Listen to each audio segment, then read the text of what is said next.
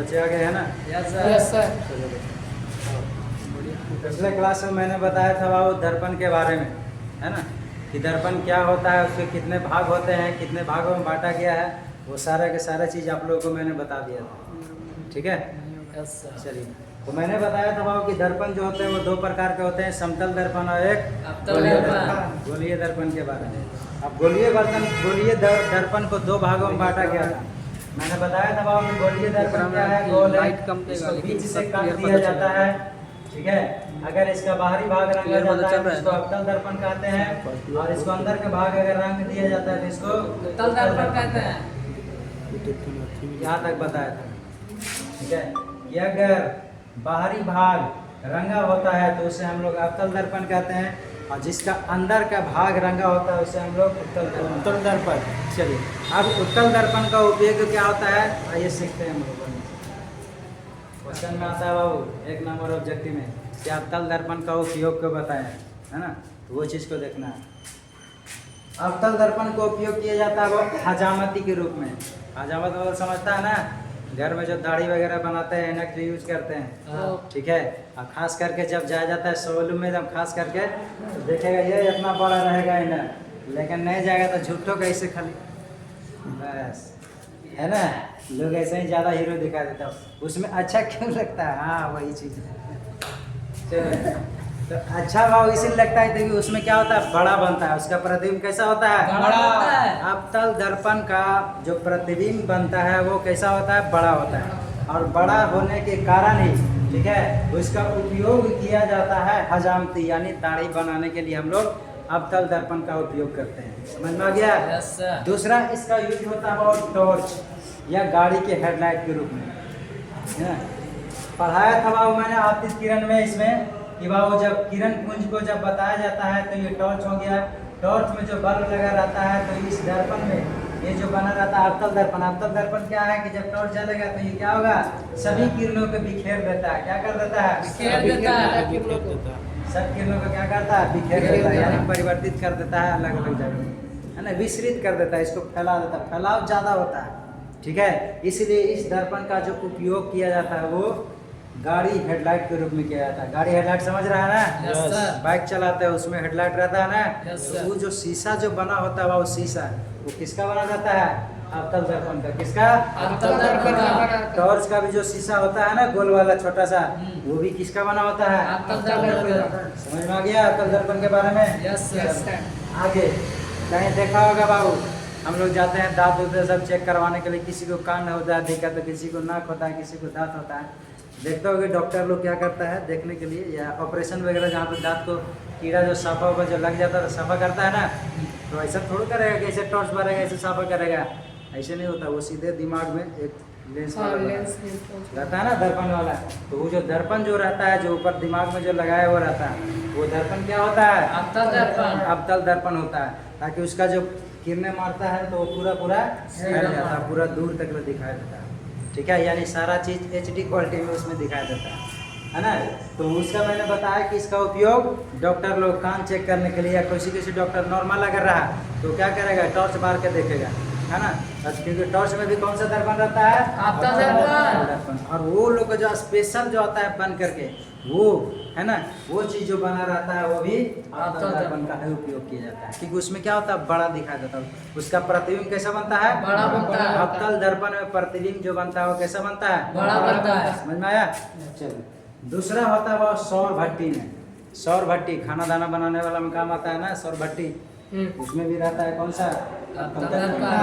अवतल दर्पण के यूज के बारे में समझ में आ गया? Yes sir. चलो अब आइए उत्तल दर्पण के बाद। उत्तल दर्पण का उपयोग ज़्यादा से ज़्यादा मात्रा में सिर्फ गाड़ी हो गया, बाइक हो गया, बड़ा बड़ा ट्रक वगैरह हो गया, ट्रैक्टर हो गया, टेम्पू हो गया, वो सब में कौन सा जो साइड मिरर के रूप में जो रहता है ना, जो हम लोग देखते हैं गाड़ी चला रहे हैं तो पीछे नाम देख लेगा फलना आदमी आ रहा है ना, तो वो चीज़ में आ जाता है कौन सा दर्पण लगा रहता है उसमें, उत्तल दर्पण। उत्तल दर्पण में जो प्रतिबिंब बनता है वस्तु से छोटा बनता है ना। Yes, sir. जैसे तुम बड़ा रहेगा तो तेरा शक्ल उसमें क्या होगा, कैप्चर हो जाता है। ठीक है, तो उत्तल दर्पण का उपयोग क्वेश्चन में आता है बाबू कि मोटर कार या बस, ठीक है, या बाइक बाइक में साइड मिरर के रूप में किस दर्पण का उपयोग किया जाता है? तो कौन सा दर्पण हो गया? उत्तल दर्पण। आज से कभी कंफ्यूज नहीं होना बाबू। पूछ देगा साइड मिरर, मोटर वाहनों में साइड मिरर के रूप में किस दर्पण का उपयोग किया जाता है? तो उत्तल दर्पण। उत्तल दर्पण। कोई दिक्कत? नहीं सर। समझ में आ जाना चाहिए, ठीक है। चलिए अब आइए, वो इतना पढ़ने के बाद हम लोग जानते हैं दर्पण सूत्र के बारे में। एग्जाम में पूछ देता है, या तो 1 नंबर का है या तो फिर 2 नंबर का है। 2 नंबर के अगर आएंगे बाबू तो ये सब पूरा आपको लिखना पड़ जाएगा, ठीक है। दर्पण क्या होता है? दर्पण सूत्र वो होता है बाबू जो किसी दर्पण यानी गोलीय दर्पण को, ठीक है, वस्तु दूरी, प्रतिबिंब दूरी, है ना, और फोकस दूरी के बीच में जो संबंध बताता है या जिस सूत्र से संबंध पता चलता है उसी को हम लोग क्या कहते हैं? दर्पण सूत्र। दर्पण सूत्र। डिफिनेशन में लिखा है बाबू कि दर्पण, गोलीय दर्पण के लिए वस्तु दूरी यानी u, प्रतिबिंब दूरी v और फोकस दूरी f के बीच में संबंध बताने के लिए जिस सूत्र का उपयोग करते हैं उसे हम लोग क्या कहते हैं? दर्पण सूत्र। दर्पण सूत्र हमारा ये हो गया 1/f बराबर 1/v प्लस में 1/u। f से फोकस दूरी, f से फोकस दूरी, f से फोकस दूरी, u से हो गया वस्तु प्रतिबिंब दूरी, v से क्या हो गया? v से प्रतिबिंब दूरी और u से वस्तु दूरी, ठीक है ना। v से क्या हो गया? प्रतिबिंब दूरी, ठीक है, और u से वस्तु दूरी, और f से फोकस दूरी। फोकस दूरी। समझ में आ गया? Yes sir. चलिए मिटा दें इसको। Yes sir. चलो तो मिटाते हैं। अरे पहले अच्छा से कर दो ना रे। पहले क्या हो गया? हल्का थोड़ा बहुत लेटर पता नहीं चल रहा है। हो गया? फाइनल है? फाइनल ना है। चलिए ठीक है। चलो तो देखो। अरे लेटर में पता नहीं चल रहा है ज़्यादा। चलो तो ये लास्ट टॉपिक है बाबू आप लोगों को। मैंने सिर्फ वीवीआई क्वेश्चन जो एग्जाम में आ सकते हैं बस वैसे ही मैंने आपको प्रकाश के परिवर्तन के बारे में पढ़ाया है ना। अगला टॉपिक आप लोग के प्रकाश के अपवर्तन के बारे में बताएंगे, वो भी इम्पोर्टेंट ही, ठीक है। चलिए लास्ट टॉपिक है आप लोग का आवर्धन क्षमता बोलो या फिर आवर्धन बोलो। आवर्धन कहा जाता है वस्तु की ऊंचाई या प्रतिबिंब की ऊंचाई और वस्तु की ऊंचाई के अनुपात। अनुपात का मतलब क्या होता है? बट्टा। अनुपात का मतलब क्या होता है? बट्टा, ठीक है।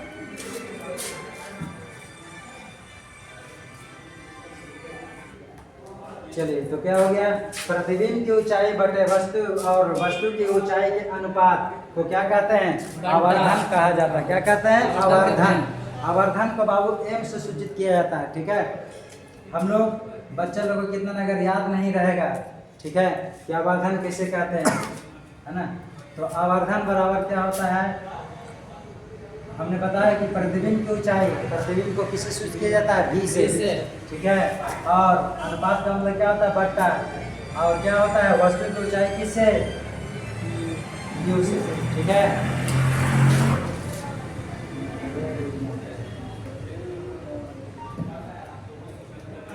ठीक है, तो सूत्र से हम लोग याद कर सकते हैं बाबू कि वह प्रतिबिंब की ऊंचाई बटे वस्तु की ऊंचाई को हम लोग क्या कहते हैं? आवर्धन कहते हैं, ठीक है। ये होता है m बराबर v बटे u।